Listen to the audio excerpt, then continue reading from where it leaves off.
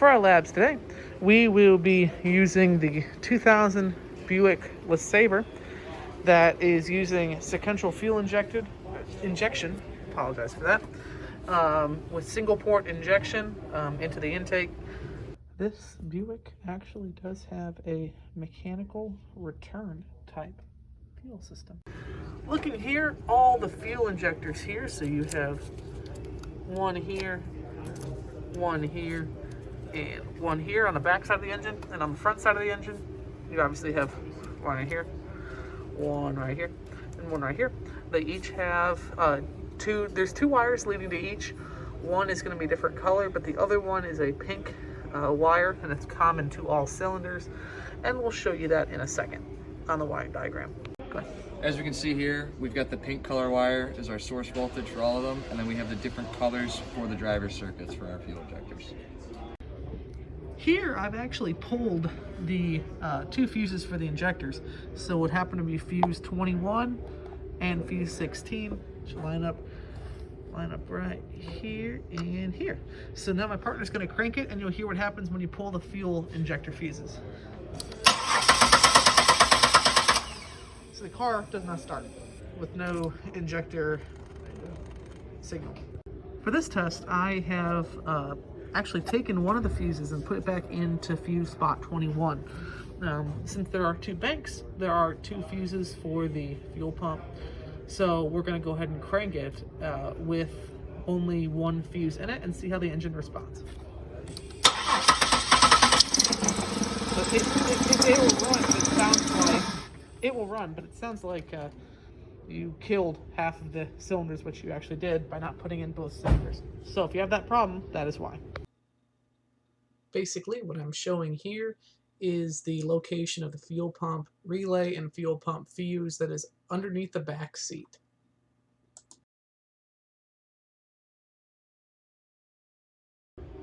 So here what I'm doing, if you want to watch my hands, I took the relay out and I am probing for voltage across the different circuits. The problem that I'm having right now is finding a good ground.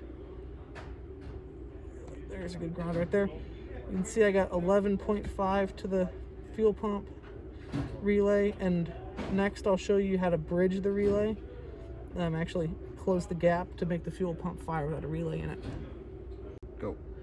So here I'll actually be energizing both sides of the relay, acting as the relay, and you'll hear the fuel pump actually kick on. So I touch these together, the fuel pump will kick on for a little bit, and it'll provide fuel. So what I'll be doing now is I will be acting as the fuel pump relay. So I will connect these two. You can hear it actually run. I go up here. I can actually run the car really nice because I'm acting as a fuel pump relay, but as soon as I take it away, the car will die. Here I'll be showing you what the voltages look like when you do key on and key off of the driver circuit of the fuel injector. Key on. So at key on, we have 11 volts, and when you start it and key off, you can see that the driver circuit will go up to about 14 volts, which is what comes out of the battery. So here we have the Buick running right now, and we're going to see if we can use our OTC scan tool to shut down injectors. So if we scroll down a little bit, go to fuel system, we can go to cylinder power balance. Normally you're going to find this wherever in the power balance menu is. So we see here we have all the enabling conditions that we need to do. And if we hit continue, it'll think about it for a second. Okay, so now we can injector 1, we can disable it, and we can see how the power balance, and you can actually feel the RPM of the car change, and then we can re-enable it, and it will turn it right back on. So if we wanted to actually do, actual tests, we can go injectors 3, disable, and it'll shut off that injector and be a really good power balance test. Here I have shown the fuel system pressure relief directions. So currently it looks like you can pause it for your viewing pleasure. We'll go through it kind of slow. But all it takes is just remove the cap and let it drain. So currently I have the fuel pressure gauge connected and seeing what my fuel pressure is. If we look here, we are sitting right just below 50 psi. We're gonna see if this holds for about 10 minutes. But if it doesn't hold, we could suspect a leak in the line or a leak somewhere in the system. With the engine running, we're sitting again just above or just below 50. Now I'm gonna have my partner brake torque it to see what the new appliance feels. See, it does rise up. And you can see the measurements there. You can let it idle back down to normal pressure. This next lab needs the location of the fuel pump. So in the back of the trunk, you peel back all the liners, and that is the fuel pump. It has a little cover that goes on top of it, held in by a couple bolts. Take it out, and there it is. Here, what I'm demonstrating is the fuel tank pressure sensor that is located on top of the fuel tank. The ground wire is the black wire, and the power wire is the dark green wire. Right here, we have our fuel tank sender, which is our the actual level of the gas tank. This is the black, white ground wire, and then the purple sender that goes to the fuel level input. Here is the fuel pump control module and wires to the actual fuel pump fuel tank unit. So your black is your ground, black and pink here, your connector, and your gray is your high power. Here is your fuel pump module pulse width control, which is your brown wire, and your ground is your black. So here what I'm showing you is the actual top of the fuel pump. Here is our control circuit here, where your powers, grounds, your highs and lows live at. If you pull this while it's running, the engine will shut off. It'll show you here in a second. What's interesting is if we go to this connector, which is the fuel tank pressure sensor, we can unplug it and we can start it up and run it, and it's going to continue running even though it's unplugged. So we'll see that here in a second. Starts up and runs, no problem. You can actually hear and feel this pump running. This will probably have a code in it. Here we are going to turn the key to on and see if we can get any voltage. Turn it on! Alright, so we see we just about topped out at about 12 to 5 volts there. We're getting a very interesting reading here, about 8 volts. So I suspect there might be a high resistance somewhere in the circuit, which I'll look at next. But, you know, could be a ground problem.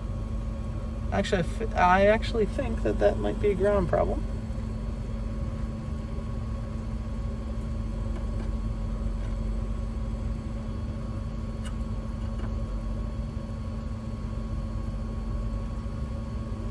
So measured about 10 volts, 9-10 volts to the back here, but I'll still check all the resistances and see if we get anywhere. But that is the circuit with running, under running condition, and probing the power wire.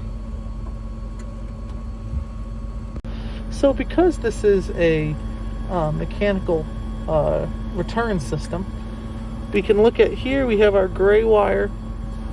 We have the gray wire, which is our power, and our black wire, which is the ground. And we have the other wires that are just sensing wires going into it. Today I'll be showing an injector waveform using a picoscope. Been probed this injector here, and we're going to take a look to see what it looks like and kind of talk you through what you're supposed to see.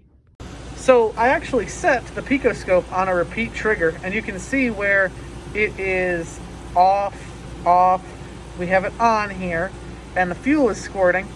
Right here is where the injector turns off, but this whole point, when it spikes, right, the pintle is still open.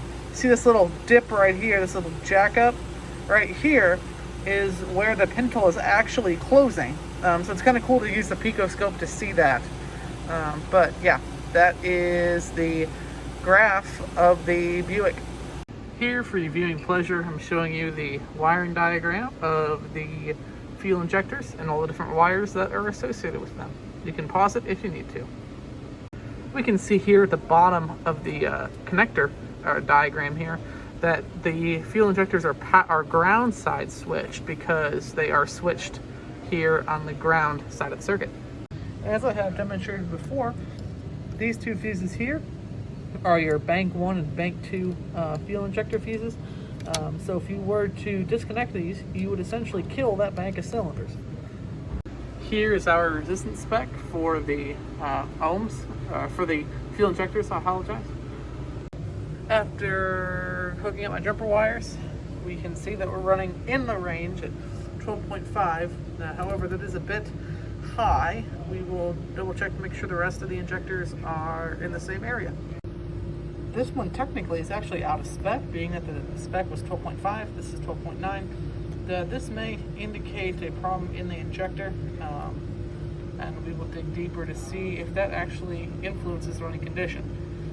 In the current tests, or in the previous tests, we did not indicate a problem, so this may be a fault in my meter or something else to be investigated further. Here I'll be measuring the voltage drop of the sensor at idle. However, I'd like to point out something really quick. It is a safety thing. So you see how I have these two pins splayed out from each other, kind of like that? Because if they were to touch, you would ground out that driver and you would possibly blow something in the PCM. Again, not something you want to do. So be very careful when you do it. Make sure that you are splayed out so they're not touching each other. Because if they touch each other, bad things will happen.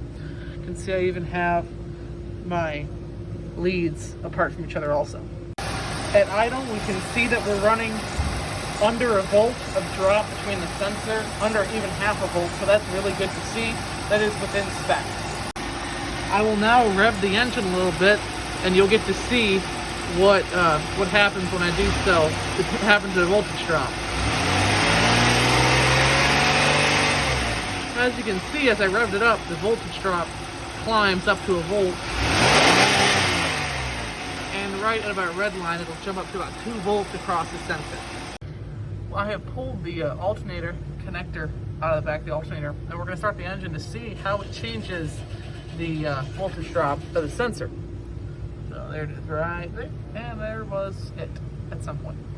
Without the alternator, it seems that the voltage has actually dropped a little lower than what it was before. It was measuring right around 3 volts, now it's only dropping about 2 volts going across.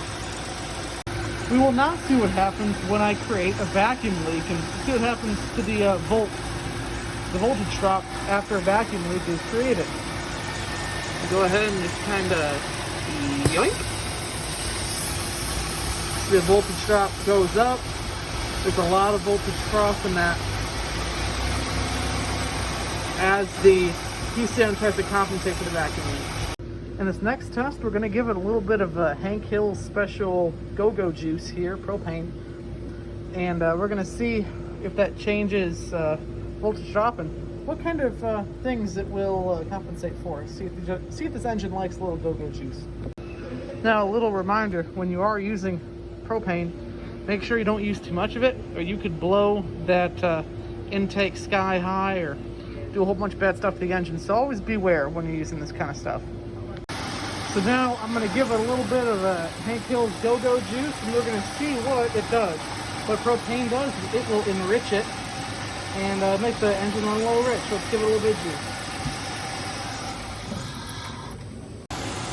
So if you watch as I'm giving it little spurts of propane, you can see the voltage drop go down and go back up. So here what I'm doing is I'm using a decade box to increase the resistance on the ECT circuit, and we're going to see how that affects the voltage drop of the sensor. So sitting here at idle, we're on a different car now to make it easier to test, but using a decade box, we're messing with the resistance of the sensors in the ECT circuit. So right now you see that currently we're sitting right around 0.5 volts. Here with 1200 ohms of resistance applied. We're running about the voltage drop of 0.3 volts actually, which is higher than what we had earlier.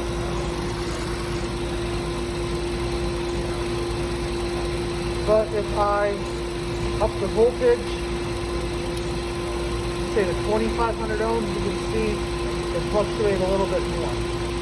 Currently, I'm making the car think that the coolant temperature is 42 degrees, so that might throw some readings off and might throw a code possibly. And with no load applied, we're sitting at about 132 degrees. If I increase the load on the decade box, it will drop it all the way down to 33. So the real change in what your fuel injected voltage drop will be was based on the amount of RPM change that the engine is seeing when I turn the resistance up on the decade box. So that's a really interesting thing to note, that it doesn't really affect the pulse width modulation, but it really does change the RPM, and that's what changes the fuel injector voltage drop.